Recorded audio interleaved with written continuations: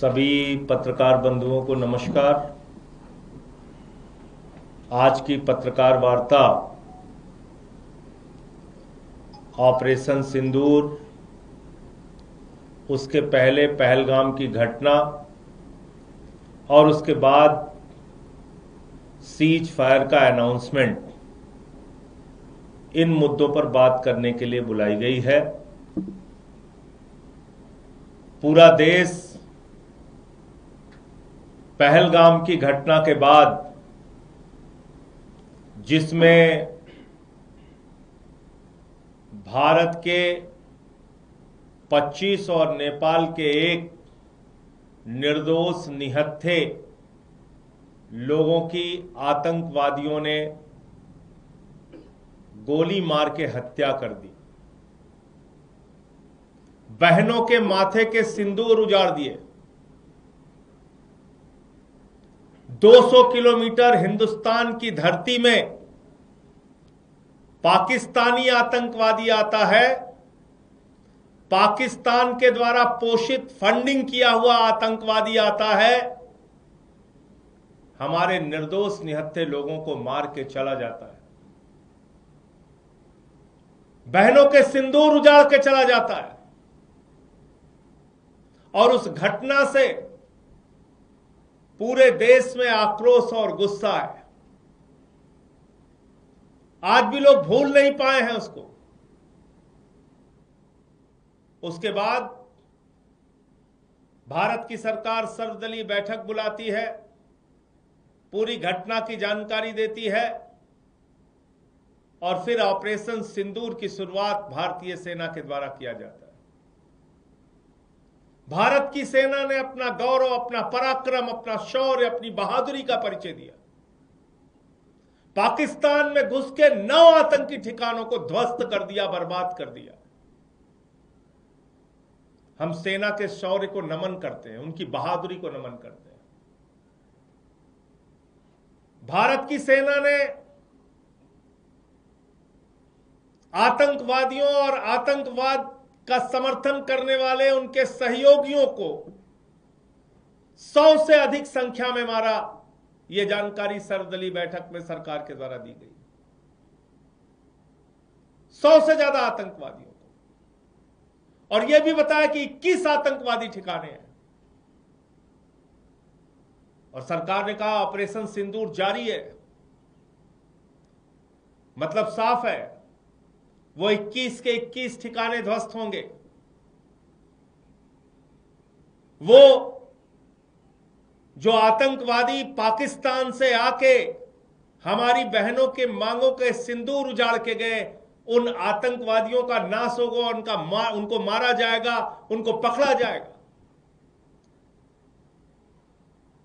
क्योंकि ऑपरेशन सिंदूर तो शुरू उस वजह से हुआ कि पहलगाम में आतंकवादी आते हैं, वो निर्दोष लोगों को मार के चले गए। लेकिन जब भारतीय सेना इतनी बहादुरी का परिचय दे रही थी, पाकिस्तान को उनके घर में घुस के मार रही थी, हमारे जो तकनीक का विस्तार है वो इतना प्रबल था कि हमने पाकिस्तान की तरफ से होने वाले ड्रोन अटैक्स को विफल किया, हवा में विफल किया, उनके एयरबेस सिस्टम को नष्ट किया, उनके ड्रोन्स को नष्ट किया। जब पाकिस्तान के द्वारा गुरुद्वारे पे हमला हुआ, राजौरी में हमारे एडीसी राजकुमार थापा जी की मृत्यु हो गई, हवालदार दिनेश शर्मा शहीद हो गए,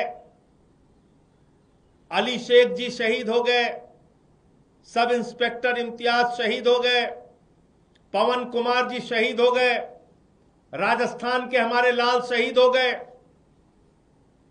हमारे सेना के जवान अपनी शहादत देकर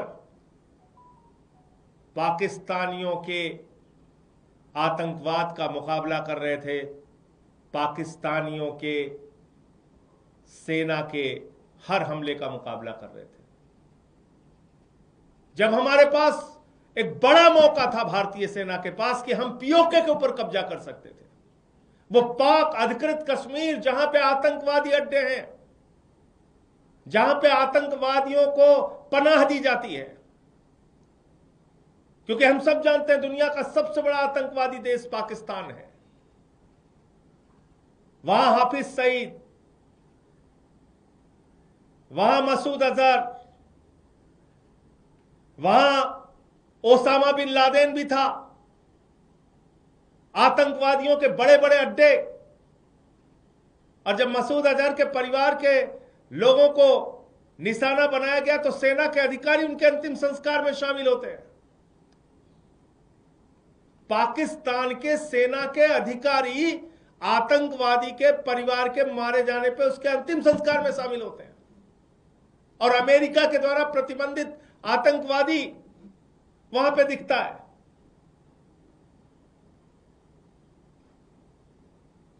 देश के लोगों के मन में एक सवाल है, बहुत बड़ा सवाल, कि जब भारतीय सेना अपने शौर्य और पराक्रम का परिचय दे रही थी, इतनी बहादुरी से पाकिस्तान की सेना का मुकाबला कर रही थी, आतंकवादी अड्डों को नष्ट कर रही थी, पाक ऑक्यूपाइड हम कश्मीर पे हम कब्जा कर सकते थे, हम बलूचिस्तान में जो असंतोष है उसके कारण बलूचिस्तान को उनसे अलग कर सकते थे, उसी तरीके से जिस तरह से 1971 में बांग्लादेश को हमने अलग किया, 2 टुकड़े किए पाकिस्तान के। ऐसे समय में अमेरिका आपके सीज फायर डिक्लेयर कर रहा है। देश के लोगों के मन में सवाल है कि क्या यह 140 करोड़ हिंदुस्तानियों के स्वाभिमान और सम्मान के साथ खिलवाड़ नहीं? क्या यह भारत की संप्रभुता के साथ खिलवाड़ नहीं? क्या भारत जो दुनिया का सबसे बड़ा लोकतंत्र है, उसके ऊपर अमेरिका की दादागिरी चलेगी? अमेरिका का दबाव चलेगा? भारत और पाकिस्तान के बीच में जब भारतीय सेना अपने लक्ष्य को पाने की दिशा में अग्रसर थी, उस समय अमेरिका की धरती से सीज फायर डिक्लेयर हो रहा है। अमेरिका का राष्ट्रपति ट्रंप सीज फायर डिक्लेयर कर रहा है, और उसके बाद सरकार उसको मान जाती है। सीज फायर की शर्तें क्या पता नहीं। सीज फायर में वो 4 आतंकवादी 5 आतंकवादी जो पाकिस्तान से आए पहलगाम में, जिन्होंने बहनों के सिंदूर उजाड़े, उनका क्या हुआ? उनके खिलाफ कार्रवाई कब और कैसे होगी? पूरा देश आपसे पूछना चाहता है, प्रधानमंत्री नरेंद्र मोदी जी। भारत की संप्रभुता, भारत के स्वाभिमान और सम्मान के साथ खिलवाड़ करने की इजाजत किसी को नहीं है। भारत अपने फैसले लेने में सक्षम है, और देश के प्रधानमंत्री से लेकर कोई भी मंत्री हो या बड़े बड़े पद पर बैठने वाले लोग संप्रभुता की रक्षा का शपथ लेते हैं। इसलिए मैं कहना चाहता हूं, ये भारत की संप्रभुता पर एक प्रहार है। जब 78 वर्षों में हमारा एक ही स्टैंड रहा कि दोनों देश आपस में तीसरे देश की मध्यस्थता के बगैर बातचीत और फैसला लेंगे, तो अमेरिका की मध्यस्थता कहां से आ गई? ट्रंप की मध्यस्थता कहां से आ गई? और वो ट्रंप कह रहा है भारत और पाकिस्तान दोनों महान देश हैं। वो पाकिस्तान को महान देश मानता है। मोदी जी, क्या आप पाकिस्तान को महान देश मानते हैं? वो आतंकवादियों को पनाह देने वाला देश, वो आप भी उसको महान देश मानते हैं क्या? वो दोनों देशों को शक्तिशाली देश मानता है ट्रंप। आप पाकिस्तान जिनके यहां खाने के लिए मोहताज है, उनको आप शक्तिशाली देश मानते हैं?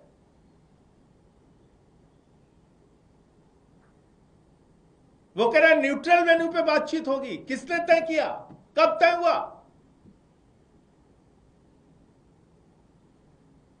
कहां यह फैसला हो गया? वो कह रहा है कश्मीर के मुद्दे पे भी बातचीत होगी। इसलिए ये पूरे देश के मन में गुस्सा है, नाराजगी है और लोगों के मन का सवाल है जिसको प्रधानमंत्री को सामने आके जवाब देना चाहिए। प्रधानमंत्री जी को इन विषयों पे, इन सवालों पर जवाब देना चाहिए। अमेरिका कौन होता है हमारे फैसले? वो कह रहा है दोनों देशों के बीच में व्यापारिक संबंध स्थापित करेंगे। जो गद्दार देश 3 घंटे तक सीज फायर का पालन नहीं कर सका, उस गद्दार देश से आप उम्मीद करते हैं आप वहां के साथ व्यापारिक संबंध स्थापित करेंगे अमेरिका के कहने पे?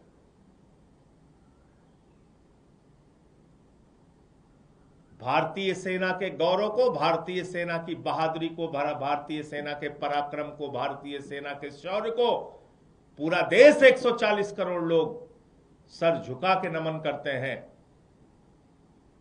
और जब हमारी सेना अपने लक्ष्य को प्राप्त करने के लिए पीओके हासिल करने की दिशा में, बलूचिस्तान को अलग थलग करने की दिशा में आगे बढ़ रही थी, उस समय अमेरिका के कहने पे, ट्रंप के कहने पे ये सीज फायर किन परिस्थितियों में और किस दबाव में हुआ, पूरे देश को इस बात की जानकारी प्रधानमंत्री नरेंद्र मोदी जी को देनी चाहिए।